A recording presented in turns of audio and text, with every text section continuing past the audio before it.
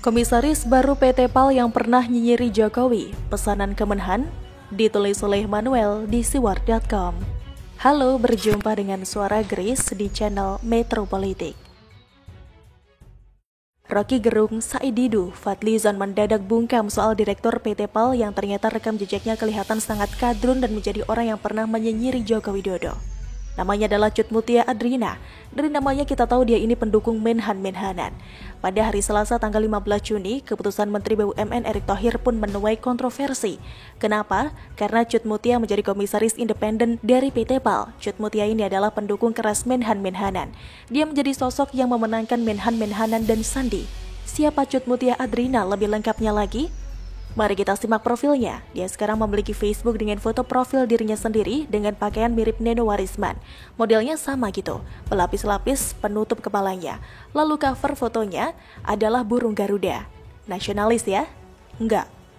Postingan terakhirnya adalah sebuah foto dari sebuah pemantik alias lighter api Zippo dengan tag Aceh Connection. Kelihatan sekali dia adalah pecinta Aceh yang tempatnya memenangkan Menhan Sandi dan Menhan Hatta 2 kali yang ternyata pecundang secara nasional. Gak heran kalau Rocky Gerung, Saididu dan Fadlizon bungkam saat keputusan Menteri BUMN Erick Thohir mengangkat orang ini menjadi komisaris independen. Pertanyaannya adalah apakah Erick kenal orang ini atau apakah ada pesanan Menhan-Menhanan? Saya curiga bahwa Menhan-Menhanan ini melakukan intervensi lewat kewenangan Kementerian Teknis. Dalam hal ini adalah Kementerian Pertahanan untuk mengajukan komisaris di PT PAL. Nama Cut Mutia Adrina pun akhirnya muncul. Beberapa waktu belakangan ini memang kelihatannya postingan-postingan di Facebook yang ia miliki berbicara dengan keras soal semangat gotong royong. Mungkin karena Menhan-Menhanan sudah dianggap aman karena sudah melakukan pencitraan di podcastnya Om Deddy. Beberapa postingannya kelihatannya agak positif, tapi pada akhirnya ketika saya melakukan scroll ke bawah, perubahan yang perlahan terjadi dengan sangat amat nyata.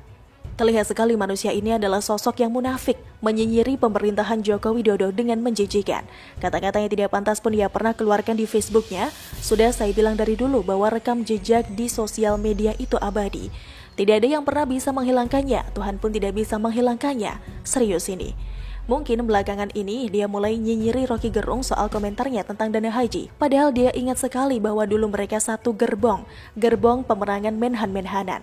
Dia ini sosok penghina Presiden Joko Widodo yang cukup gencar. Tapi setelah dia kebagian jabatan, dia mendadak bungkam. Dulu Fadlizon, Rocky Gerung dan Saididu paling ramai kalau relawan Jokowi dijadikan komisaris. Tapi saat relawannya Menhan-Menhanan yang pernah nyinyir keras ke Presiden Joko Widodo dijadikan komisaris di PT PAL, mereka bungkam tutup mulut.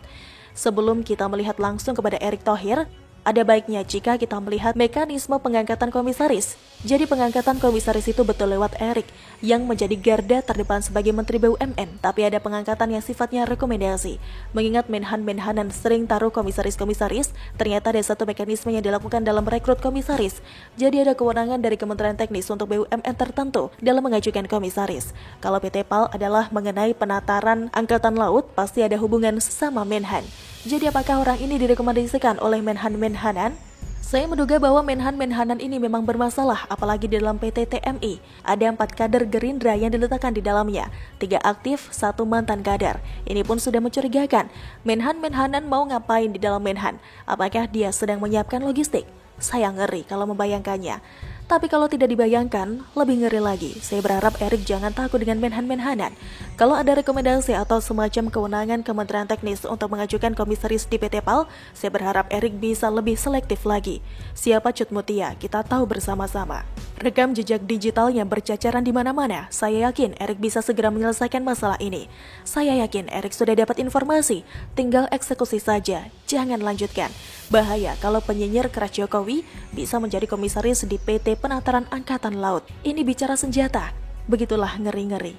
Bagaimana menurut Anda? Silahkan tulis komen Anda di kolom komentar. Jangan lupa untuk like, subscribe, dan share. Grace pamit, sampai jumpa.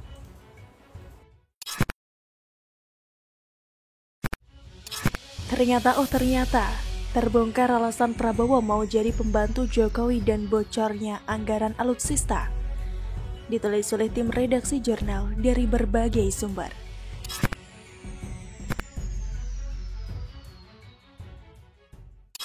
Halo, berjumpa dengan Suara Grace di channel Metropolitik. Sedang trending di YouTube podcast Deddy Corbuzier dengan Menteri Pertahanan Prabowo Subianto. Podcast tersebut berhasil menduduki peringkat trending YouTube nomor 1. Dalam wawancara tersebut, Deddy Corbuzier menanyakan beberapa pertanyaan terkait Pilpres 2024 dan alutsista yang tengah menjadi sorotan publik beberapa hari ini. Prabowo juga belak-belakan terkait alasannya mau menjadi Menteri Presiden Joko Widodo lawannya saat maju pada Pilpres 2014 dan 2019. Dilansir dari Kompas.com, Prabowo menyebutkan bahwa tujuan mereka adalah sama, yaitu untuk mengabdi kepada Indonesia.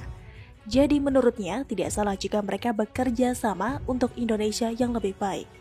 Kita sama-sama merah putih. Sekarang gini, kita rival dalam satu kompetisi. Nah, apakah rival dalam kompetisi harus menjadi lawan? Coba kita ingat waktu kita di sekolah, ada yang menang lomba lari. Lalu setelah kompetisi usai, apa kita masih gebuk-gebukan? Seru Prabowo dalam podcast Deddy Corbuzier, Minggu 13 Juni 2021.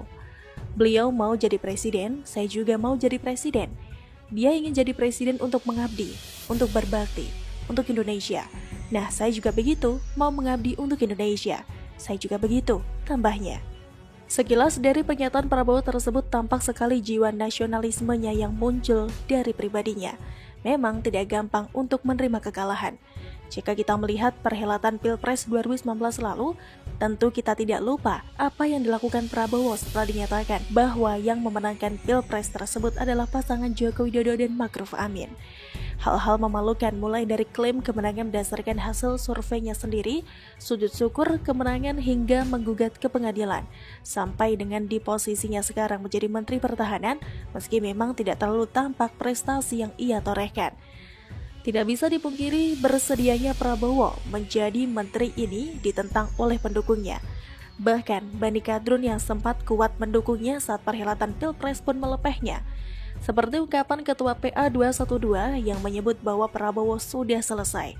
Dan kini setelah 2 tahun menjadi pembantu presiden, publik pun dikejutkan dengan bocornya informasi mengenai rencana Kemenhan dalam hal pengadaan alutsista yang dananya mencapai 1.700 triliun lebih itu. Menjawab hal tersebut, Prabowo Subianto menjelaskan, kurang lebih 10 hari sesudah dilantik saya kebetulan di istana, Jokowi panggil saya. Beliau bilang, Menhan, saya ingin suatu master plan, saya ingin suatu grand design, saya minta 15-25 tahun. Jangan dicicil, saya minta utuh. Apa yang kita butuh, rencanakan. Ujar Prabowo menirukan permintaan Jokowi, sebagaimana dilihat dalam podcast Deddy Corbuzier, Minggu 13 Juni 2021.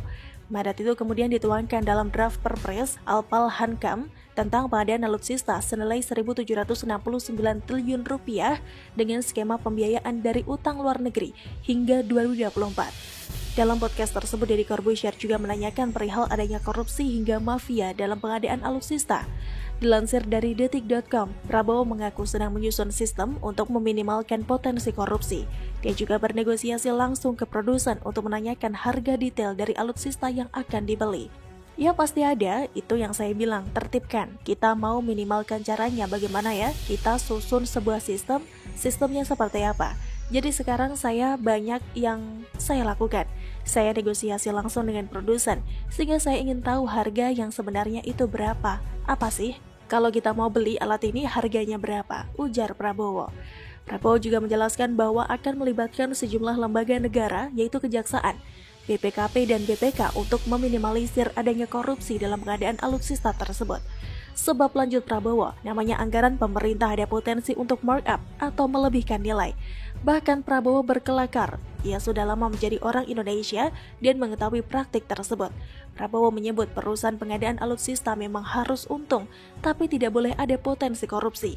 Sebelumnya beredar kabar bahwa pengadaan alutsista ini melibatkan PT TMI atau Teknologi Militer Indonesia. Hal ini dikhawatirkan terdapat konflik kepentingan. Pasalnya 4 kader Partai Gerindra tercatat sebagai komisaris perusahaan alutsista tersebut. Mereka adalah Glenny Kairupan, Yudi Magyo Yusuf, Prasetyo Hadi, dan Angga Raka Prabowo. Sesuai dengan akta PT Teknologi Militer Indonesia, Glenny menjabat komisaris utama perusahaan, sedangkan ketiga orang lainnya sebagai komisaris.